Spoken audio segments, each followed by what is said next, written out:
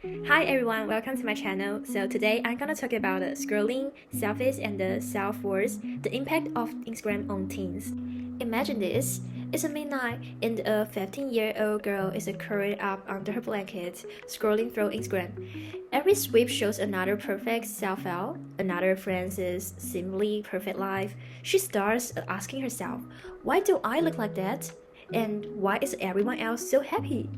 If you're a parent, maybe you are seeing your kids stuck in this cycle like late at night. And if you're a teen, you probably know this feeling firsthand.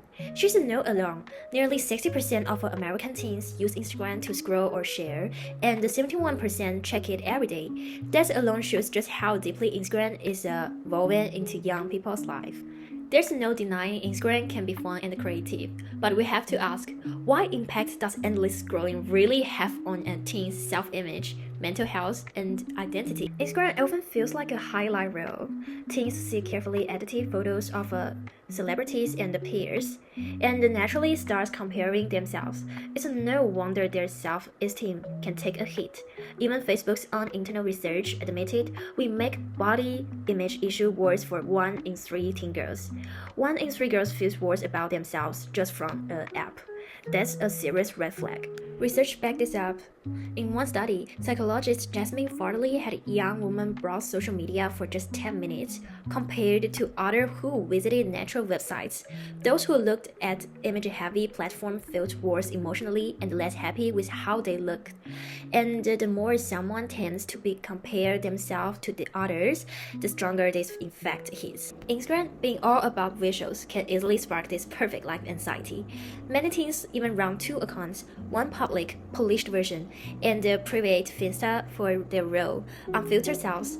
That kind of a split shows just how strong the pressure is to appear perfect. Over time, teens may start tying their self-worth to likes and comments rather than real confidence.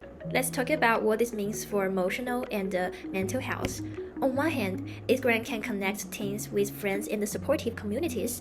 That's great, but too much use can have serious downsides.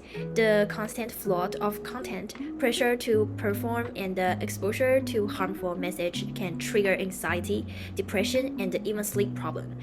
Imagine a teen girl in bed, endlessly scrolling instead of sleeping, blue light messing with her mood, anxiety rising as she waits for likes or process a mean comment. Psychologists Jacqueline Nassi and Mitchell Princeton tracked over 600 teens for a year, those who constantly sought social media approval. Checking likes, comparing themselves, shows more signs of depression. The effect was especially strong for girls and those outside the popular crowd. That means the kids who already felt insecure were the ones hurt the most. And it's not just about status. Social media can feed anxiety, worrying why someone didn't like your post, or stressing over updating stories. Cyberbullying is another real threat. Hurtful comments or being excluded online can hit hard. Instagram's own research admits that while the app can boost creative and the connection, it also contributes to depression, anxiety, sleep issue, and low self-esteem, and that bullying is a major issue. Now, let's talk identity. Teen years are all about figuring out who you are, but now Instagram is a part of that journey, a public stage for self-expression. This can be empowering. Teens can explore interesting like art, fashion, or activism and connect with others, but the pressure to look perfect online can get in the way of real self-discovery. When teens carefully curate what they post, delete photos they don't get enough likes, or avoid sharing anything unflattering, they start creating what I call their Instagram self. The version of them might win followers, but it might not reflect who they really are. A 16-year-old might start to make sure that their worth by follower count or comping influencers instead of figuring out their true passion. Over time, they can cause identity confusion. Am I valued for who I am or how I look online? Teens say things like, I feel like I have to be a brand on Instagram. That's powerful. The normal ups and downs of growing up, trying different styles, making mistakes, now play out in front of an online audience. Teens might avoid taking risks just to protect their online image. They start sticking on whatever version of themselves gets likes, not what feels most authentic. In short, Instagram can magnify both creative and insecurity. So what can we do? Instagram isn't going anyway, and to be fair, it does have positive, but we need to help teens use it wisely and support them along the way. That means action from everyone, like parents, educators, and teens themselves. For parents, start with open, empathetic conversation. Ask your kids how Instagram makes them feel. Share your own experience. Set healthy boundaries, like no photos at a dinner table or turning off screen before bed. Encourage your team to photo off living accounts instead of unrealistic ones.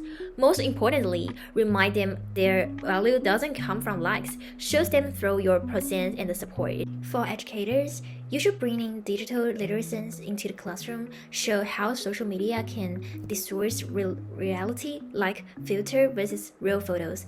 Discuss how people post highlights, not struggles. Encourage students to ask, is this real? Teach them to handle cyberbullying and peer pressure. Create supportive school speech through activities like sports, arts, and clubs. Host workshops for families to face social media together. For teens, yes, it's for you and me. You have more power than you think. Clean up your feed on photo accounts that bring you down, for the ones that lift you up. Before you post, just ask, is this for likes or because I care? Don't tie your words to hers. It's tough, but remember, Instagram shows highlight, not real life. The break when needed. Do what you love offline and spend time with people who matter. And if social media ever makes you feel truly bad, speak up. Talk to someone. You are not alone. At the end of the day, Instagram has a huge influence on how teens see themselves, feel emotionally, and understand who they are, but it doesn't have to be harmful. If we acknowledge the challenges and take smart steps, we can help teens build resilience. Let's create a culture where being real matters more than being liked. Together, as families, schools, and the society, we can help teens grow up, not just connect, be confident.